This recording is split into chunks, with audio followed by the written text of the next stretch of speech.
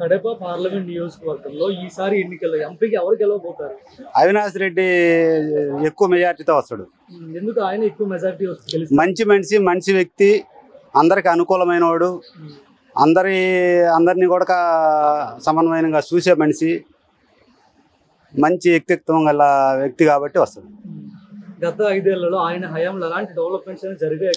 మంచి డెవలప్మెంట్ జరిగినాయి. మా బద్వేలుకి అయితే మంచి డెవలప్మెంట్ జరిగినాయి. ఫ్యాక్టరీలు వచ్చినాయి, సిమెంట్ రోడ్లు పని 130 కోట్లు నిధులు ఇచ్చి అభివృద్ధి చెందినాయి.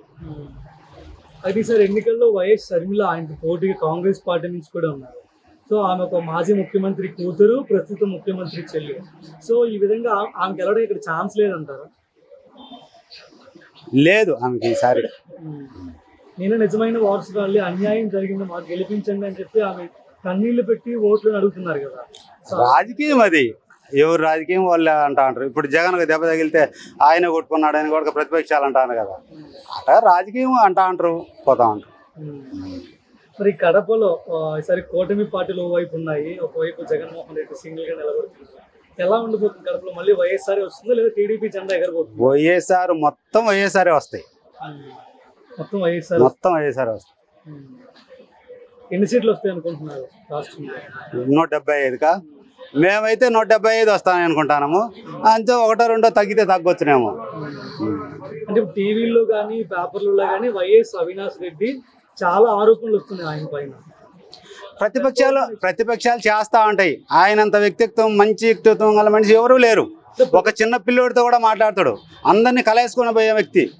అన్ని విధాల అన్ని చోట్ల కూడా ఆయన మంచితనం ఉంది, మంచి పేరు ఉంది ఇక్కడ కడప జిల్లా మొత్తం కూడా. అంటే ప్రతిపక్షాన్ని పక్కన పెడితే ఇంట్లో ఉన్న వాళ్ళ ఆరోపణలు అవి వాళ్ళు ఒక పార్టీగా ఉంది కాబట్టి వాళ్ళు రాజకీయంగా మాట్లాడుకుంటూ వాళ్ళ పెద్దవాళ్ళతో మనకు అవసరంలే, మన వరకు చెప్పుకోగలం. వాళ్ళంటే ఇప్పుడు రాజకీయం ఉంది, రాజకీయ ప్రతివర్తులు అంటారు, పోతా ఉంటారు, అవి మామూలే. మన అవినాష్ రెడ్డి గురించి అయితే మంచి వ్యక్తి, అందరికీ సమన్వయుడు, ప్రజల్లో మంచి పేరుంది, మంచి మెజారిటీ వస్తుంది. గత 5 ఏళ్లలో బద్వేలు ఎన్నిసార్లు వచ్చి ఉంటారంటారు ఆయన? ఏది ఎలక్షన్లోనా? నార్మల్గా ప్రజల్లో ఎన్నిసార్లు వచ్చి ఉంటారు?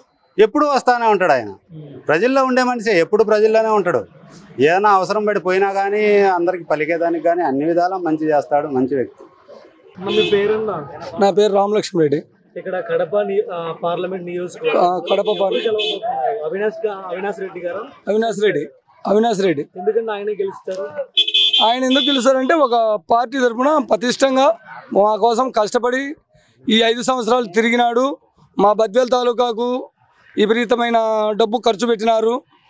ఎల్ఎస్పి డ్యామ్ నుంచి బద్వేల్ వరకు కెనాలు బాగు చేశాడు. రెండోది మాకు బద్వేల్ నియోజకవర్గానికి అక్కడ వుడ్ ఫ్యాక్టరీ తెప్పించారు. మళ్ళీ ఉద్యోగాలు వచ్చాయి మా బద్వేల్ నియోజకవర్గం చాలా వరకు. మళ్ళీ ఇవన్నీ కూడా జగన్ పరిపాలనలో అవినాష్ రెడ్డి బాగా కష్టపడి చేసినాడు కాబట్టి మళ్ళీ నెక్స్ట్ ఆయనే వస్తాడని, అఖండ మెజార్టీతో కూడా వస్తాడని మా నమ్మకం. ఆమె అసలు ఎవరికి తెలియదు ఇంతవరకు. వాళ్ళన్న గెలవాలని ఆమె అప్పుడు చేసినది. మా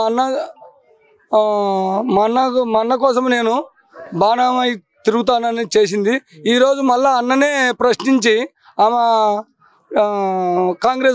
కాంగ్రెస్ తరఫున పోటీ చేసి మమ్మల్ని విమర్శిస్తుంది అన్ననే. అలాంటి ఆమెకు ఎక్కడ ఓటేస్తారు? ఇక్కడ మన రాష్ట్రంలో కాంగ్రెస్ పరిపాలన దెబ్బతీసింది కాంగ్రెస్, సోనియా గాంధీ. అలాంటి ఆమె మళ్ళీ ఆమె దగ్గరికి పోయి ఈమె చేరి మళ్ళీ మమ్మల్ని ఇక్కడ అంతా ఇది చేస్తూ ఉంది. అందుకు కాబట్టి ఎవరు ఆమెకు ఓటేయరు. మళ్ళీ నెక్స్ట్ సీఎం జగన్మోహన్ రెడ్డి అవుతాడు, అవినాష్ రెడ్డి గెలుస్తాడు. మా సుధమ్మ గారు అఖండ మెజార్టీతో గెలుస్తుంది, 50,000 పై చిలుకుతో. అది